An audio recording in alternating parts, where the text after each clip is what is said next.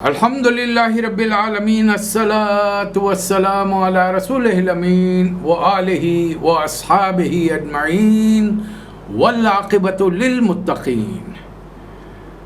محترم و مکرم خواتین و حضرات، سامعین اکرام، السلام علیکم ورحمۃ اللہ وبرکاتہ۔ اعوذ باللہ من الشیطان الرجیم، بسم اللہ الرحمن الرحیم۔ اقم الصلاة لدلوک الشمس الى غسق اللیل وقرآن الفجر ان قرآن الفجر کان مشہودا ومن اللیل فتہجد به نافلة لک عسى ان یبعثک ربک مقاما محمودا وقل ربی ادخلنی مدخل صدق واخرجنی مخرج صدق واجعل لي من لدنك سلطانا نصيرا قل جاء الحق وزهق الباطل ان الباطل كان زهوقا۔ صدق اللہ مولانا العظیم۔ سیرت نبی صلی اللہ علیہ وسلم کے ضمن میں ہم 12ویں سال سے گزر رہے ہیں۔ معراج النبی واقع ہو چکی ہے۔ واپسی کے بعد اللہ تعالیٰ نے نبی کریم صلی اللہ علیہ وسلم پر سورہ بنی اسرائیل نازل فرمایا۔ اس کی ابتدائی آیات 1 سے لے کر ہم نے تقریباً 60 تک کا مطالعہ کیا تھا۔ سرسری طور پر اس کا خلاصہ 60 آیتوں کا رکھا تھا، اس لیے کہ ہمارے پیش نظر درس قرآن نہیں بلکہ قرآن مجید کا تعلق نبی کریم صلی اللہ علیہ وسلم کی حیات مبارکہ سے کیا اور کیا احکامات اللہ دے رہا ہے۔ نبی کریم صلی اللہ علیہ وسلم اس کو عملی شکل میں ڈھال کر اس کا عملی نمہ دنیا والوں کے سامنے کیسے پیش فرما رہے ہیں، اور آپ کے ساتھ آپ کے صحابہ کرام۔ آگے کی کچھ آیات میں نے تلاوت کی ہیں۔ آیت نمبر 78 سے لے کر 4 آیتیں ترجمہ سماعت فرمائیے۔ اے نبی صلی اللہ علیہ وسلم، نماز قائم کریں۔ حالانکہ رسول اللہ علیہ وسلم سے خطاب نہیں ہے بلکہ نماز قائم کرو، زوال آفتاب سے لے کر رات کے اندھیرے تک، اور فجر کے قرآن کا اہتمام کرو، اس لیے کہ فجر کا قرآن اس کی گواہی دی جاتی ہے، مشہود ہوتا ہے۔ اور اے نبی صلی اللہ علیہ وسلم، رات کو تہجد پڑھیے۔ رسول اللہ علیہ وسلم کے لیے خصوصی آیت ہے، فَتَہَجَّدْ بِهِ نَافِلَةً لَكَ۔ لک یہ بتا رہا ہے کہ یہ رسول اللہ علیہ وسلم سے خاص خطاب ہے۔ عَسَىٰ أَن يَبْعَثَكَ رَبُّكَ مَقَامًا مَحْمُودًا، بعید نہیں کہ اللہ تعالیٰ آپ کو مقام محمود عطا فرمائے۔ اور دعا کیجیے، ہجرت کی دعا ابھی سے شروع کر دی۔ پروردگار، مجھے جہاں سے بھی لے جا نکال، سچائی کے ساتھ نکال، اور جہاں لے جا سچائی کے ساتھ لے جا، اور اپنی طرف سے ایک طاقت، اقتدار میرا مددگار بنا دے تاکہ میں دنیا میں اعلان کر سکوں آپ کی طرف سے حکم آیا ہے کہ حق آ گیا ہے، باطل مٹنے والا ہے، باطل تو مٹنے ہی والا ہے۔ جہاں ہم نے گفتگو ختم کی تھی لاسٹ گزشتہ سیشن میں، وہاں سے آیت نمبر 61 سے اللہ تعالیٰ آدم علیہ السلام کا سرنو پھر ایک ذکر شروع کر رہا ہے، بتا رہا ہے 2 مزاج، ایک ابلیسی شیطانی مزاج ہے، میں جن نہیں کہہ رہا ہوں اس لیے کہ جنوں میں اچھے بھی ہوتے ہیں، اور ایک آدم علیہ السلام ان کا مزاج، اس لیے کہ انسانوں میں بھی اچھے برے دونوں ہوتے ہیں، اور بڑی آسانی کے ساتھ شیطان کے وسوسوں میں، پھسلاہٹ میں، اس کے چکر میں آ جاتے ہیں۔ تو اللہ فرما رہا ہے، جب یاد کرو وقت وَإِذْ قُلْنَا لِلْمَلَائِكَةِ اسْجُدُوا لِآدَمَ فَسَجَدُوا إِلَّا إِبْلِيسَ۔ اب یہ مٹی سے بنایا، اب یہاں سے نہیں، بس اچانک۔ اور یہ سجدے کا حکم کیوں دیا گیا؟ علم کی بنیاد پر، اس لیے کہ فرشتوں نے ایک استفسار کیا تھا اللہ سے۔ فرشتوں کی جرت نہیں کہ وہ اللہ پر اعتراض کرے، کوئی کمنٹ کرے، تنقید کرے، انہیں علم نہیں تھا۔ آدم علیہ السلام کے جسد مبارک کو جب انہوں نے دیکھا مٹی سے بنا ہے، مٹی، پانی، دھوپ، یہ تمام چیزیں، ہوا اس میں شامل ہے، تو یہ چیزوں کی مختلف ملاوٹ کے سبب جو مزاج بنتے ہیں اس کے اندر بہت تنوع ہوتا ہے، ویریشن ہوتا ہے۔ تو انہوں نے اعتراض کیا، من یفسد فی الارض ویسفک الدماء، زمین پہ جا کے فتنہ کرے گا، فساد کرے گا، وہ ان کی ندیاں بہائے گا۔ تو اللہ نے فرمایا، بازو بلا لیا آدم علیہ السلام، علم آدم الاسماء، یہ تمام چیزیں آپ کو سورہ بقرہ میں مل جائیں گی انشاءاللہ۔ لیکن جب اللہ نے حکم دیا کہ آدم کو سجدہ کرو، یہ علم سے ہر اعتبار سے تم سے برتر ہیں، تو ساری مخلوقات نے سرنڈر کر دیا سوائے ابلیس کے۔ اللہ نے پوچھا اسجد لمن خلقت طینا، اب وہ کہنے لگا کہ میں اس کو سجدہ کروں جس کو آپ نے مٹی سے بنایا ہے، اور پھر ارایتک ھذا الذی کرمت علیہ، یہ وہ مخلوق ہے جس کو آپ نے مجھ پر ترجیح دی ہے، پریفرنس دیا ہے، مجھ کو پرائرٹی دی ہے، مجھ کو آپ مجھے موقع دیے، لئن اخرتنی الی یوم القیامہ، اسے اتنا علم تھا یہ کائنات شروع سے ہے نہیں، ہمیشہ رہے گی، ایک وقت آیا ختم ہوئے، مجھے قیامت تک مہلت دیجیے، تب میں بتاؤں گا کہ کس طریقے سے نسل آدم کو ورغلاؤں گا، بھٹکاؤں گا۔ اللہ نے بھی فرمایا اچھا ٹھیک ہے بھائی، فاذهب، نکل جائے یہاں سے، فمن تبعک، جو کوئی تیرے پیچھے چلے گا، تیرے راستے کو اپنائے گا، ان سے میں جہنم کو بھر دوں گا۔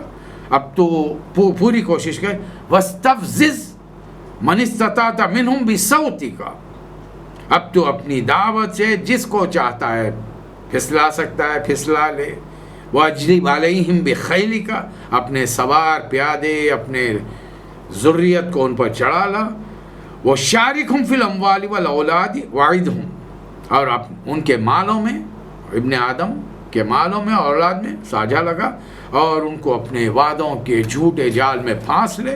لیکن دنیا والوں یاد رکھو، وما یعدہم الشیطان الا غرورا، یہ سارے جو وسوسے آئیں گے یہ سب ایک دھوکہ ہے، فریب ہے، جال ہے۔ پھر اللہ نے خاص بات شیطان کو بھی بتا دی، ابلیس کو، ان عبادی لیس لک علیہم سلطان، میرے بندوں پر تجھے کوئی زور نہیں، ان پر تیرا کوئی زور نہیں چلے گا۔ اب مجھے بتائیے کہ میں اور آپ اللہ کے بندے ہیں یا نہیں ہیں؟ اگر ہیں تو پھر شیطان کا زور نہیں چلنا چاہیے۔ جتنے مسلمان ہیں رسول اللہ کے امتی ہیں سب اللہ کے بندے ہیں، تو ہم پر تو زور نہیں چلنا چاہیے۔ لیکن آج دیکھ رہے ہیں ہماری اپنی برادریوں کے اندر، ہمارے اپنے محلوں میں، بستیوں میں، ملکوں کے اندر مسلمان کیا کیا نہیں کر رہے ہیں، اس کا اندازہ لگائیے آپ۔ تمہارا رب تو وہ ہے جو سمندر میں تمہارے لیے کشتی چلاتا ہے تاکہ تم اپنے روزگار فضل تلاش کرو، وہ تم پر بڑا مہربان، اور جب سمندر میں مصیبت آتی ہے تو تم کرتے کیا ہو؟ سارے خداؤں کو، اپنے معبودوں کو بھول کر ایک خدا کو پکارتے ہو، اور جب وہ تمہیں بچا کر خشکی پر، زمین پر لے آتا ہے، پھر فوری تم اپنا ایک دم اپنا چولا بدل کر دوسروں کا شکریہ ادا کرنے لگتے ہو۔ یہ بار بار یہ مثالیں دے کر سمجھایا جا رہا ہے ہم نے اولاد آدم کو فضیلت دی ہے، وَحَمَلْنَاهُمْ فِي الْبَرِّ وَالْبَحْرِ، اور سواریاں عطا کی ہیں ان کو زمین پر بھی، اب تو زمین کی کہاں ہیں، سمندر کی کہاں ہیں، اب تو فضا کی سواریاں ہیں، اور بڑی بے شمار مخلوقات پر ہم نے ابن آدم کو فضیلت دی ہے۔ لیکن یاد رکھو جب وہ وقت آئے گا تو اللہ کی طرف سے ایک آواز آئے گی، یوم ندعو کل اناس بامامہم، ہر کوئی قوم اور کوئی انسانی گروہ اپنے لیڈر کے ساتھ اللہ کے پاس آ جائے گا، اور جن کے نامہ اعمال سیدھے ہاتھ میں ہوں گے وہ اپنا کارنامہ پڑھیں گے، ان پر رتی برابر ظلم نہیں کیا جائے، اور جو دنیا میں اندھا بن کر رہا، اللہ رسولوں کی تعلیمات پہ نہیں چلا، آخرت میں بھی اندھا ہوگا۔ اور اے نبی صلی اللہ علیہ وسلم، ان لوگوں نے آپ کو بھی بھٹکانے کے لیے مختلف سازشیں کر کے، مختلف آپ کو آفرز دے کر بڑی کوشش کی ہے۔ اگر ہم ولولا ان ثبتناک، اگر ہم نے آپ کے قدموں کو مضبوط نہ کیا ہوتا تو پھر وہ بھی آپ کو بھٹکا سکتے تھے، اور چاہتے تھے کہ ہماری طرف سے آپ بھی کوئی گھر کے بات پیش کریں، لیکن الحمدللہ ہم نے آپ کو مضبوط رکھا ہے، اور اگر غلطی سے ایسا ہو جاتا تو پھر اللہ تعالیٰ کی پکڑ سے کون بچا سکتا آپ کو؟ ابھی بھی یہ لوگ پوری کوشش کر رہے ہیں کہ اس سرزمین سے یعنی مکہ مکرمہ سے آپ کے قدموں کو اکھیڑ دیں یہاں سے اور نکال باہر کریں، کوئی مسئلہ نہیں ہے۔ اگر یہ یہاں سے آپ کو نکالیں گے، لِيَخْرُجُوكَ مِنْهَا، یہاں سے نکالیں گے، وَإِذًا لَا يَلْبَسُونَ خِلَافَكَ إِلَّا قَلِيلًا، آپ کے بعد یہ بھی یہاں زیادہ نہیں رہ سکیں گے۔ اور کیا ہوا؟ 13ویں سال رسول اللہ صلی اللہ علیہ وسلم نے اختتام پر ہجرت کی، مدینہ گئے، 1.5 سال کے بعد میں ایک فوج گئی، 70 آدمی قتل کر دیے گئے، 70 کو قید کر لیا، بڑے بڑے سردار مارے گئے۔ نبی کی دعوت قبول نہیں کی، کیا نقصان اٹھایا؟ قبول کر لیتے تو ایک شرف ملتا، دنیا میں بھی آخرت میں بھی بہترین اجر ملتا، لیکن آدمی انانیت، ضد، ہٹ دھرمی، اپنی چودراہٹ، مال کرسی کی بنیاد پر کسی کی ماننا نہیں چاہتا۔ اب یہاں سے ایک نیا رکوع شروع ہو رہا ہے۔ اللہ فرما رہا ہے نمازیں قائم کرو صبح شام، اور صبح کی نماز ذرا لمبی تلاوت ہونی چاہیے۔ یہ مت سمجھیے کہ جن کی مادری زبان عربی ہے وہ ہر چیز کے معنی جانتے ہیں، اس لیے کہ یہاں پر بڑے طویل عرصے سے ہم مادری زبان بولنے والوں کے بیچ میں ہیں۔ یہ لمبی قرات کی جگہ پر بعض وقت فجر کی نماز میں اذا جاء نصر اللہ پڑھ کر رکوع اور سجدے کر لیتے ہیں۔ البتہ بر صغیر میں یہ شعور ہے ابھی بھی، وہاں کے مسلمانوں میں فجر میں لمبی قرات ہوتی ہے، الحمدللہ ثم الحمدللہ۔ پھر رسول اللہ صلی اللہ علیہ وسلم پر ایک نماز ایکسٹرا فرض کر دی گئی۔ امت کے لیے 5 نمازیں فرض ہیں، رسول اللہ صلی اللہ علیہ وسلم پر ایکسٹرا 6 ہے، اور اس کے ساتھ بھی اللہ نے کنڈیشن لگا دی، تہجد پڑھیں گے تو شاید کہ آپ کو مقام محمود ملے گا۔ تھوڑی بات کر لیں ہم، 2 مقامات ہیں قیامت میں نبی کریم صلی اللہ علیہ وسلم کو ملنے والے۔ ایک تو مل گیا، اللہ نے کنفرم کر دیا، اِنَّا أَعْطَيْنَاكَ الْكَوْثَرَ، کوثر ہم نے آپ کو دے دی۔ اور رسول اللہ صلی اللہ علیہ وسلم نے صحابہ سے کیا فرمایا، میں اپنے ممبر پر، مسجد نبوی کے ممبر پر بیٹھا ہوا حوض کوثر کو دیکھ رہا ہوں، وہاں پر انصار سے مخاطب ہو کر فرمایا تم سے میری پہلی ملاقات حوض کوثر پر ہوگی، میں اپنے ہاتھوں سے اپنے امتیوں کو پانی پلاؤں، میرے بعد اگر تم پر زیادتی ہو تو پھر صبر کرنا اس میں۔ ایک چیز دے دی گئی، مقام محمود، جہاں پہنچ کر نبی کریم صلی اللہ علیہ وسلم اپنی امت کے اور دوسروں کی امتیوں کے، دوسرے نبیوں کے شفاعت کریں گے، سفارش کریں گے، انہیں دوزخ کی آگ سے بچائیں گے۔ اس کے لیے اللہ نے کیا کنڈیشن رکھی کہ یہ وہ کام اس وقت ہوگا جو قیامت برپا ہوگی، پوری انسانیت جمع ہوگی، تمام انبیاء اپنی اپنی امتوں اور قوموں کے ساتھ آئیں گے، اور سب سے پہلے حساب امت محمدی صلی اللہ علیہ وسلم کا ہوگا، اور اللہ تعالیٰ نبی کریم صلی اللہ علیہ وسلم کو مقام محمود عطا کرے گا۔ تو ابھی عطا نہیں ہوا، نو کنفرمیشن ہیز بین ڈن۔ کیسے؟ آپ کو معلوم ہے مجھ سے کیوں پوچھ رہے ہو؟ نہیں معلوم۔ اذان کے بعد کیا دعا کرتے ہیں آپ؟ جیسی اذان ختم ہوئی ہمارے ہاتھ دعا کے لیے اٹھتے ہیں، کیا کہتے ہیں؟ اللہم رب هذه الدعوة التامة والصلاة القائمة آت محمدا الوسیلة والفضیلة والدرجة الرفیعة وبث اللہم مقاما محمودا الذی وعدته وارزقنا شفاعته یوم القیامة انك لا تخلف الميعاد۔ اے اللہ ہمارے نبی کو مقام محمود دے تاکہ ہماری بھی شفاعت کا بندوبست۔ کیوں کرتے ہیں؟ جو مل گیا۔ کبھی آج تک آپ نے دعا کی ہے اللہ ہمارے نبی کو حوض کوثر دے؟ اللہ نے دے دیا، سورہ کے الفاظ پر اِنَّا أَعْطَيْنَاكَ الْكَوْثَرَ، ہم نے کوثر دے دیا، انف ہو گئے، بات ختم۔ لیکن مقام محمود نہیں ملا۔ اب مقام محمود کے بارے میں 2 چیزیں ہیں، ایک وہاں پہنچ کر شفاعت کرنے والی ہستی، اور دوسرے ان لوگوں کے، وہ لوگ جن کی شفاعت کی جائے گی۔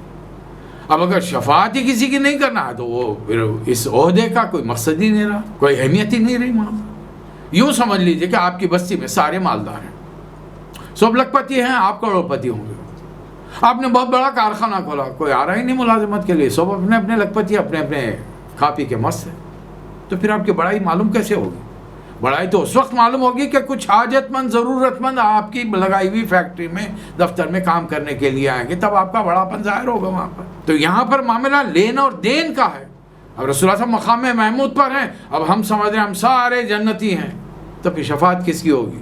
صحابہ کرام کی، تابعین کی، تابع تابعین کی، کس کی ہوگی بھائی؟ اور اگر اس شفاعت کے حاصل کرنے کے لیے ہم گئے، اللہ کے رسول مجھے بھی بچا، اللہ کی پکڑ سے بچا دیجیے، دوزخ سے بچا دیجیے، اور اگر پلٹا کے پوچھ لیا کیا کر کے آئے میرے لیے تمہارے لیے تو میں نے مکے کو چھوڑا جہاں اللہ کا گھر تھا، جہاں ایک وقت کی نماز کا ثواب 1 لاکھ تھا، مجھے چھوڑنا پڑا، میرے قتل کے در پہ ہو گئے تھے، 17 آدمیوں نے میرے گھر کو گھیر لیا تھا، مدینہ جانا پڑا، پورے 10 سال میں میں نے، میرے صحابہ اکرام نے 127 جنگیں لڑی ہیں، 28 میں تو میں نے خود بنفس نفسی شرکت کی ہے، اور تم نے کیا کیا اپنے دور میں؟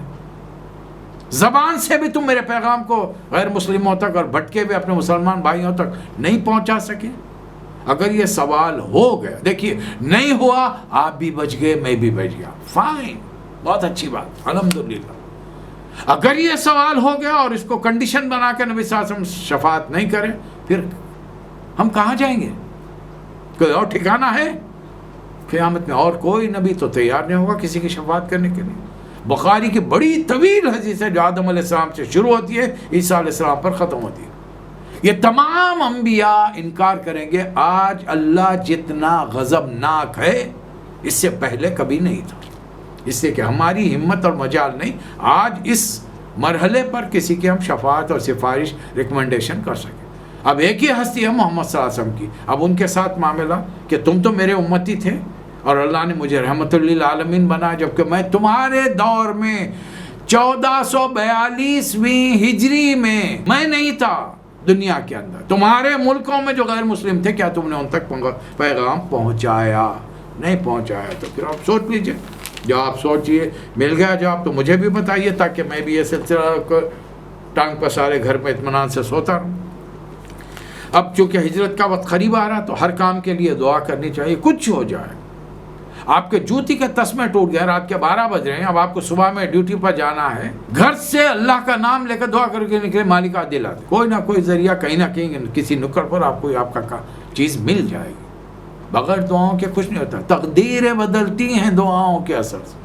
تو نبی صلی اللہ علیہ وسلم دعا کے لیے قل ربی ادخلنی مدخل صدقوں، اے اللہ جہاں مجھے داخل کر سچائی کے ساتھ، وہ اخرجنی مخرج صدقوں، داخل کہاں کر؟ مدینہ منورہ. نکال کہاں سے؟ مکہ مکرمہ سے. اور صرف زبانی تبلیغ قرآن لینے سے دنیا پر پیغام پہنچانے کی کوشش ایک ہو سکتی ہے، لیکن اسلام کا بول بالا نہیں ہو سکتا. اللہ کا نظام اللہ کی زمین پر نافذ نہیں کر سکتے، اس کے لیے آپ کو طاقت کی ضرورت ہے. تو پروردگار وَجَعَلْ لِي مِن لَّدُنْكَ سُلْطَانًا نَصِيرًا، ایک طاقت اقتدار سے میری مدد فرما، تاکہ جب وہ مل جائے تو میں دنیا والوں کو للکار کر کہوں وَقُلْ جَاءَ الْحَقُّ وَزَهَقَ الْبَاطِلُ إِنَّ الْبَاطِلَ كَانَ زَهُوقًا. حق آ گیا ہے، باطل مٹنے والا ہے، اور باطل تو کو مٹنا ہی چاہیے. پھر اللہ فرما رہا ہے وَنُنَزِّلُ مِنَ الْقُرْآنِ مَا هُوَ شِفَاءٌ وَرَحْمَةٌ لِّلْمُؤْمِنِينَ. قرآن کی اس تنزیل کے ضمن میں نازل ہونے کے ضمن میں ہم وہ کچھ نازل کر رہے ہیں کہ جو مان لیں گے ان کے لیے تو یہ رحمت ہے، شفا ہے بیماریوں کی، دل کے بیماریوں کی، جسمانی بیماریوں کی.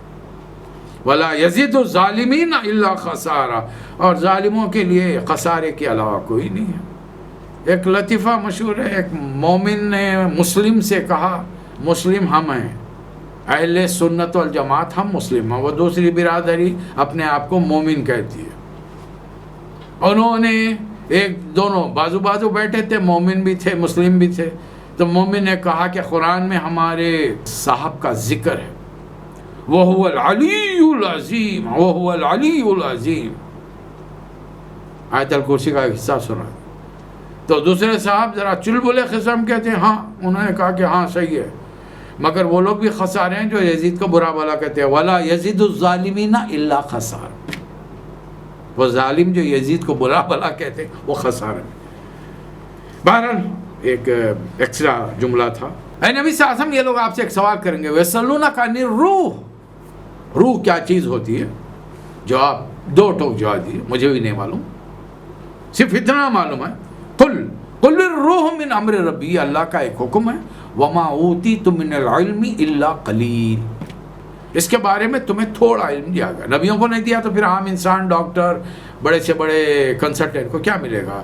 ڈاکٹروں کو بھی دیکھ لیجئے، پوری تندہی کے ساتھ علاج معالجے میں دوا دارو میں لگے رہتے ہیں، لیکن جب وہ کوما میں ہے، میڈیکل ٹرمینالوجی میں ایسے آدمی کو میڈیکلی ڈیڈ کہتے ہیں، لیکن اس کے باوجود وہ کہہ رہے ہیں کہ سانس چل رہی ہے، پائپ سے غذا دی جا رہی ہے، اس کی غلاظت نکل رہی ہے، صاف کیا جا رہا ہے، تنفس ہے، پالپیٹیشن، اس کا نبض چل رہی ہے، دل کی دھڑکن چل رہی ہے، سانس چل رہی ہے. ابھی اس کو فزیکلی ڈیڈ قرار نہیں دیتے، میڈیکلی ہی از ڈیڈ. اچھا خاصا تندرست آدمی بیٹھا ہوا ہے، اچانک روح نکل گئی اور ڈاکٹر آیا، دیکھ کر اعلان کیا، ہی از نو مور. کوئی چیز جسم میں تھی نکل گئی، آدمی کو مردہ قرار دیا گیا. جب تک وہ ہے، چاہے وہ کئی سال کوما کنڈیشن میں کیوں نہ ہو، وہ زندہ ہے.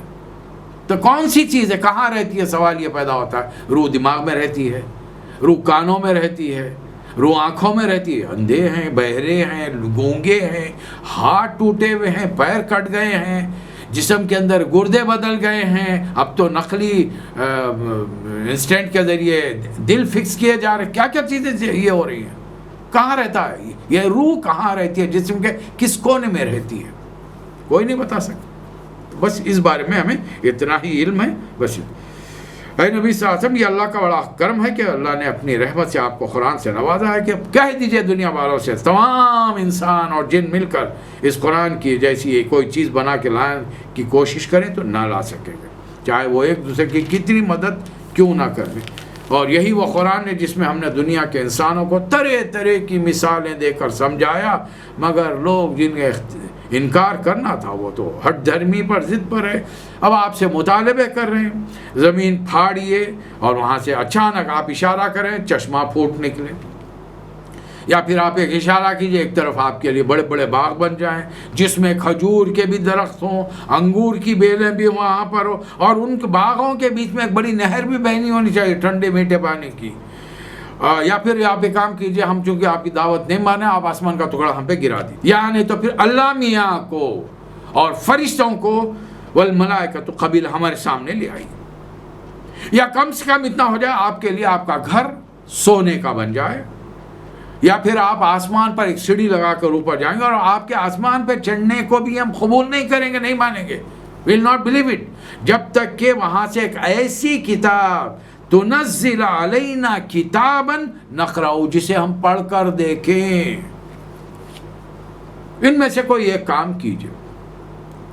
اللہ رسول صلی اللہ علیہ وسلم کو سمپلی جواب دلا رہا ہے. نبی کریم صلی اللہ علیہ وسلم قل کہہ دیجئے آپ سبحان ربی، پاک ہے اللہ کی ذات، حل کنت الا بشر الرسول، کیا میں ایک بشر رسول کے علاوہ بھی کچھ اور ہوں جو تم سے میں عجیب و غریب معیر العقول قسم کے تم مجھ سے مطالبے کرو کہ میں ایک اشارہ یوں کروں اور یہ ہو جائے وہ ہو جائے. تو رسول اللہ علیہ وسلم کی زبان مبارک سے کیا کیا کہلایا گیا؟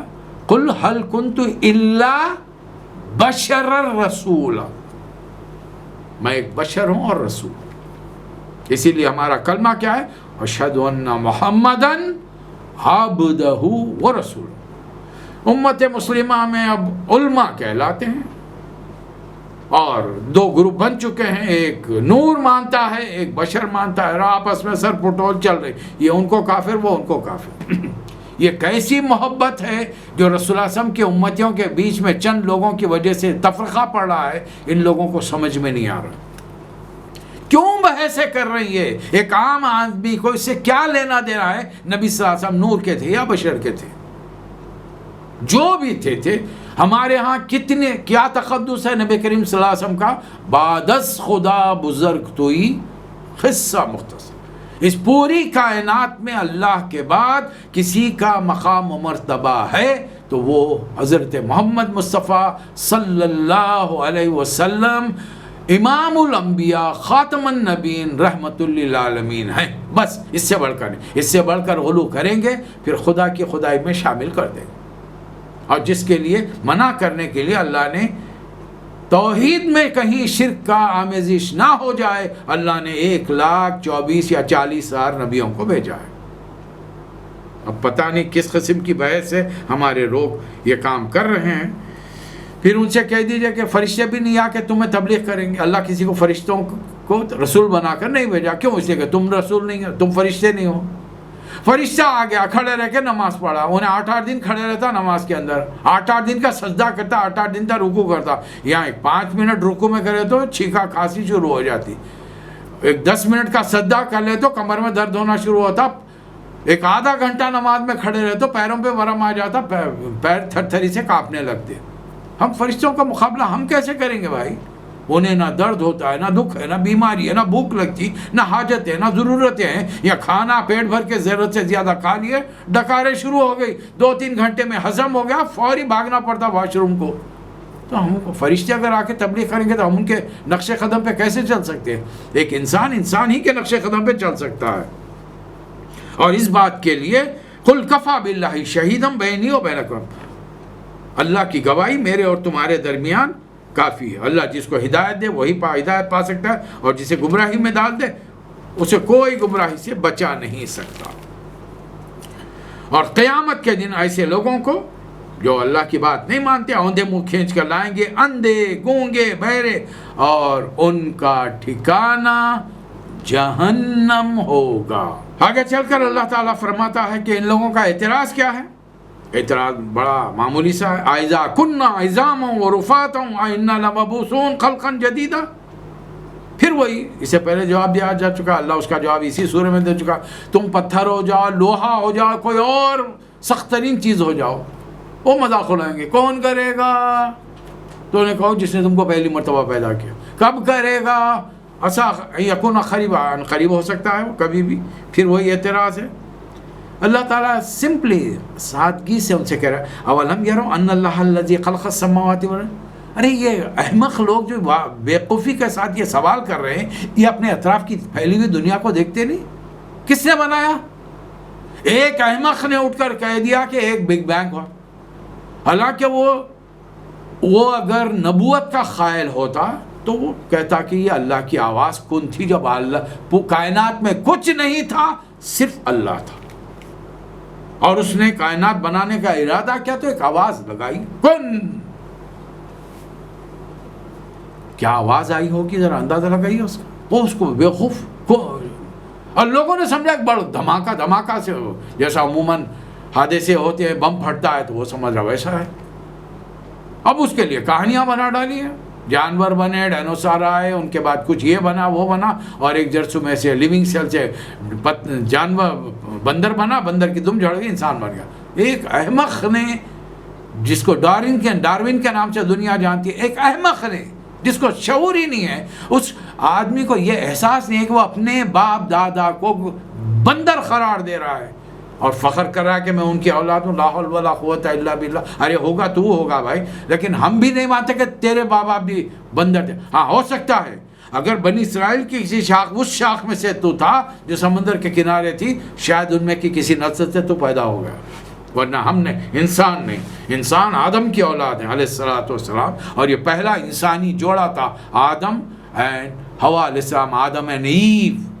ہم تو ان کو مانتے ہیں۔ جب اللہ تعالیٰ اسی عظیم الشان کائنات بنا سکتا ہے تو تم جیسوں کو بنانا، ایک معمولی سے انسان کو جو حقیر سے، گندے پانی سے، جو ہمارے جسموں سے، اس کو خود معلوم ہے، اس نظریے کو پیش کرنے والا خود جانتا ہے کہ وہ خود اپنے باپ کے نطفے کی اولاد ہے، اس کی بھی شادی ہوئی ہوگی، اس کو بھی بچے ہوئے ہوں گے، وہ خود جانتا ہے بھئی یہ تیرے گھر جو بچہ پیدا ہوا یہ انسانی شکل میں کیوں آیا، بکری کیوں نہیں بن گیا، لنگور کیوں نہیں، بندر کیوں نہیں بن گیا؟ تیری تو تھیوری وہی ہے نا، انسانی کیسا ہو گیا وہ؟ 2 ہاتھ، 2 آنکھ، 2 کان، 2 پیر، 4 پیر کیوں نہیں ہو گئے اس کے؟ 4 آنکھیں کیوں نہیں ہو گئی؟ 2 منہ کیوں نہیں ہو گئے اس کے؟ سوچنا ہی نہیں چاہتے نا۔ سستی شہرت اور جو شیاطین اطراف میں بیٹھے ہیں، اس کی ذریت جو انسانی ذریت میں بھی شامل ہے، بات کو پھیلا دینا۔ جھوٹ اتنا بولو کہ دنیا والے سچ سمجھنے لگے۔ چلیے اتنا جھوٹ بولا، آج مسلمان انگریزی میڈیم سے بچوں کو جو پڑھاتے ہیں، ہمارے بچے بھی ڈاروین کی تھیوری کو صحیح سمجھتے ہیں۔ اب کیا ہے اس کا کیا جواب دیا جائے؟ تو اللہ وہ ہے باریک سے کیڑے سے تم کو پیدا کیا ہے، جو تمہارے باپ کے اور ماں کے جسم میں کہاں چھپا ہوا تھا، نہ ان کو پتا تھا نہ تم کو۔ تم جب وجود میں نہیں آئے تو ذرا تحقیق کر کے دیکھو کہ تمہارے دنیا میں آنے کب آئے، ماں باپ کی شادی کے 1 سال بعد، تو ذرا 1 سال اور پہلے جا کر دیکھو، جب کہ ابا امی کا رشتہ جڑا نہیں تھا، نکاح نہیں ہوا تھا۔ ویئر ور یو، کہاں تھے تم؟ ابا کے پورے جسم میں کون سے کونے میں چھپے بیٹھے تھے؟ ماں کے بطن کے اندر کون سے جسم میں چھپے بیٹھے تھے؟ تو تم کو بنانے والا کون ہے؟ وہ خالق کائنات ہے۔ تو اے نبی صلی اللہ علیہ وسلم، حشر کا ایک وقت مقرر ہے اور یہ لوگ اس کا انکار کریں۔ کہہ دیجیے ان سے، اگر میرے رب کی رحمت کے خزانے تمہارے قبضے میں ہوتے، تم خرچ ہو جانے کے ڈر سے نہیں دیتے۔ اللہ تعالیٰ سب کو دے رہا، اور اس سب کو دے رہا۔ میں نے بہت عرصہ پہلے، تقریباً 25 سال پہلے، ایک رپورٹ WHO کی رپورٹ پڑھی تھی میں نے، اس میں لکھا تھا کہ زمین پر جو اناج غلہ اگتا ہے، اس کو انہوں نے مثال دیا تھا کہ اگر زمین پر 100 لوگ بستے ہیں تو 110 آدمیوں کے لیے رزق پیدا ہوتا ہے، زمین سے نکلتا ہے، سمندر سے نکلتا ہے۔ تو اس بڑے آرگنائزیشن کے عہدیدار سے سوال کیا گیا جرنلسٹوں نے، پھر کیا وجہ ہے کہ دنیا میں بعض ممالک میں بھوک مری ہے؟ تو کہا کہ ہمارا تقسیم کا جو نظام ہے وہ system of distribution is totally wrong, collapse. ہمارا تقسیم کا نظام فیلئر ہے. ایک جگہ دولت اتنی ہے کہ ایک کروڑ پتی 10 منزلہ بلڈنگ میں محل میں رہ کر کتوں کو، بلیوں کو، سانپوں کو، بچھوؤں کو پال کر انہیں بہترین غذا دے رہا ہے، اور دوسری طرف انسان بھوکے مر رہے ہیں. جبکہ دنیا میں انسان کو امتحان کے لیے بھیجا گیا، درد دل کے واسطے پیدا کیا انسان کو، ورنہ طاعت کے لیے کچھ کم نتھنگ کر رہو. یہ تو تمہارا سسٹم کا خرابی ہے. پھر نبی صلی اللہ علیہ وسلم کو تسلی دی جا رہی، ہم نے آپ کو معجزہ نہیں دیا ہے قرآن کے علاوہ، اور جو معجزے آپ کے ذریعے دنیا والوں کو بتائیں، دنیا والوں کو نہیں بتائے، ہم نے صرف مسلمانوں کو، ایمان والوں کو بتائیں. اب ایمان والے تو ویسے بھی نہیں بھی بتائے تو رسول اللہ علیہ وسلم پر بھروسہ کرتے ہیں جو فرما. اب رسول اللہ علیہ وسلم کو کس نے دیکھا؟ ام المومنین نے دیکھا معراج پہ جاتے ہوئے. ایک تو گھر میں ہے، بیٹیوں نے دیکھا، 2 بیٹیاں گھر میں ہیں. ام المومنین حضرت سودا ہے، حضرت عائشہ کی رخصتی نہیں ہوئی. 2 بیٹیوں میں حضرت ام کلثوم ہے، حضرت فاطمہ ہے. کس نے دیکھا معراج پہ جاتے ہوئے؟ دوستوں میں حضرت ابوبکر نے. گھر کے منہ بولے بیٹے حضرت زید بن حارثہ. کس نے دیکھا؟ کسی نے. ہمارا یقین ہے، یقین کامل ہے ہمارا. رسول اللہ آسمانوں پر جا کر آئے، عرش پر جا کر آئے، اللہ سے ملاقات کر کے آئے. یہ معجزے نبی صلی اللہ علیہ وسلم نے صحابہ اکرام کو بتائے. جب موقع آئے گا ہم اس کا بیان کریں گے یہاں پر. تو اللہ تعالیٰ تسلی دے رہا ہے کہ ہم نے موسیٰ علیہ السلام کو 1 2 نہیں، وَلَقَدْ آتَيْنَا مُوسَىٰ 9 آیَاتٍ بَيِّنَاتٍ. ہم نے موسیٰ علیہ السلام کو 9 نشانیاں دی تھی. بنی اسرائیل خود مسلمان ہونے کے باوجود، مسلمانوں کی اولاد ہونے کے باوجود موسیٰ علیہ السلام کے معجزوں پہ اعتبار نہیں کریں، بھروسہ نہیں کریں. اور فرعونیوں نے تو فرعون کی قوم نے تو ٹوٹلی انکار کر دیا، اور پوری قوم کو اللہ نے ایک وقت میں غرق کر دیا. اس سے بڑھ کر اور کیا چاہیے؟ جب موسیٰ علیہ السلام فرعون کے پاس پہنچے تو فرعون نے کہا کہ اے موسیٰ، میں تو تم کو سمجھ رہا ہوں کہ تم ایسے شخص ہو جس پر جادو کا اثر ہو گیا. جواب میں موسیٰ علیہ السلام نے فرمایا کہ فرعون، میں تجھے سمجھا رہا ہوں اور تو نہیں سمجھ رہا. مجھے لگتا ہے کہ تو شامت زدہ آدمی ہے، تیری شامت آنے والی ہے. آخرکار موسیٰ علیہ السلام اور بنی اسرائیل پر ظلم کرنے کے لیے فرعون نے زیادتی کرنی چاہی. اللہ تعالیٰ نے حکم دیا، بنی اسرائیل کو لے کر چلی، اور پھر فرعون کی فوج کو ایک ساتھ سمندر میں فَأَغْرَقْنَاهُ وَمَن مَّعَهُ جَمِيعًا، پوروں کو غرق کر کے رکھ دیا. وَبِالْحَقِّ أَنزَلْنَاهُ وَبِالْحَقِّ نَزَلَ. یہ قرآن پورے حق کے ساتھ ہم نے آپ پر نازل کیا ہے، اور حق کے ساتھ یہ نازل ہوا ہے، اور آپ کو اس کام کے لیے کسی اور مقصد کے لیے نہیں بھیجا کہ ایمان لانے والوں کو خوشخبری اور نہ لانے والوں کو ڈراوا دے کر بھیج دیں. لہٰذا اور یہ قرآن ہم ایک دم نازل نہیں کریں، تھوڑا تھوڑا نازل کریں تاکہ آپ ٹھہر ٹھہر کر لوگوں کو سنائیں، اور کہہ دیجئے لوگوں سے تم اسے مانو یا نہ مانو. جن لوگوں کو اللہ نے پہلے سے علم دیا ہے وہ جب اس کو سنتے ہیں تو بے اختیار منہ کے بل گر کر سجدے میں پڑ جاتے ہیں، اور روتے روتے ان کے حال خراب ہو جاتا ہے، ان کا خشوع بڑھ جاتا ہے. یہاں پر آیت سجدہ آتی ہے، آیت نمبر 109 میں. آخری 2 آیات بڑی پیاری ہیں. اللہ فرما رہا ہے قُلِ ادْعُوا اللَّهَ اَوِ ادْعُوا الرَّحْمَٰنَ. اللہ کے بہترین نام، رحمان پکارو یا اللہ پکارو. جب رسول اللہ صلی اللہ علیہ وسلم نے پہلی مرتبہ رحمان کہا تو لوگوں نے کہا کہ ہم نہیں جانتے رحمان کون ہے، ہم تو اللہما کہتے ہیں، بس اللہ پکاری. اور کعبے کا نام انہوں نے بیت اللہ ہی رکھا، بیت اللہ، اللہ کا گھر بیت اللہ. تو انہوں نے کہا تم کوئی نام پکارو، اس کے نام بڑے پیارے ہیں. اب اس کا مطلب یہ ہے کہ ہم اپنی اولاد کے، ان کی اولاد کے، لڑکا ہو لڑکی، بہترین نام رکھیں اللہ کے ناموں پر، نبی کریم صلی اللہ علیہ وسلم کے ناموں پر، صحابہ اکرام کے ناموں پر، صحابیات کے، امہات المومنین بنات رسول، بہترین نام رکھیں. پھر نماز کیسے پڑھی جائے گی؟ اللہ فرما رہا وَلَا تَجْهَرْ بِصَلَاتِكَ وَلَا تُخَافِتْ بِهَا وَابْتَغِ بَيْنَ ذَلِكَ سَبِيلًا. ایک بار نبی کریم صلی اللہ علیہ وسلم جب مدینہ پہنچ گئے تو رات میں آپ باہر نکلتے تھے گھومنے کے لیے، گشت کرتے تھے، ڈھونڈتے تھے کہ کون کیا کر رہا ہے. نگرانی بھی ہونی چاہیے نا. ملک کی حکومت، حکمرانی کا مطلب یہ نہیں ہے کہ گھروں میں 4 دیواری میں عیش کرتے رہے، مزید سے سوتے رہیں. نہیں، حکمران کی ذمہ داری ہے. رعایا سکون سے سوئی تو سمجھو اس کو آرام مل گیا. وہ آرام سے سو رہا تو سمجھو پھر اس کی رعایا لوٹ لی جائے گی۔ بستی کے چکر کے دوران میں حضرت ابوبکر کے گھر کے قریب سے گزرے۔ حضرت ابوبکر کے گھر سے ہلکی ہلکی آواز آ رہی ہے تلاوت کی، راتوں میں یہ تلاوت چل رہی ہے، بہت آہستہ، سن نہیں پایا کیا کہہ رہا ہے، کیا تلاوت کی جا رہی ہے۔ آگے بڑھے، حضرت عمر کا گھر ملا، بڑی زوردار آواز آ رہی ہے، چلے گئے، دونوں کی بات سن۔ فجر میں ملاقات ہوئی، دونوں حضرات تشریف لائے۔ نبی صلی اللہ علیہ وسلم نے فرمایا حضرت ابوبکر سے، ابوبکر آپ بہت آہستہ تلاوت کر رہے تھے، تو عرض کیا کہ اللہ کے رسول میں اللہ سے سرگوشیاں کر رہا تھا، چپکے بات کر رہا۔ نبی صلی اللہ علیہ وسلم نے حضرت عمر کی طرف دیکھا، فرمایا کہ آپ بہت باآواز بلند تلاوت کر رہے تھے، تو عرض کیا کہ اللہ کے رسول میں شیطان کو بھگا رہا تھا۔ نبی صلی اللہ علیہ وسلم نے تاکید کی ہے، یہ ہے طریقہ، اللہ کا حکم تلاوت کرو، اللہ کا حکم نماز پڑھو، راتوں کی نماز تہجد قائم کرو، رسول کا طریقہ۔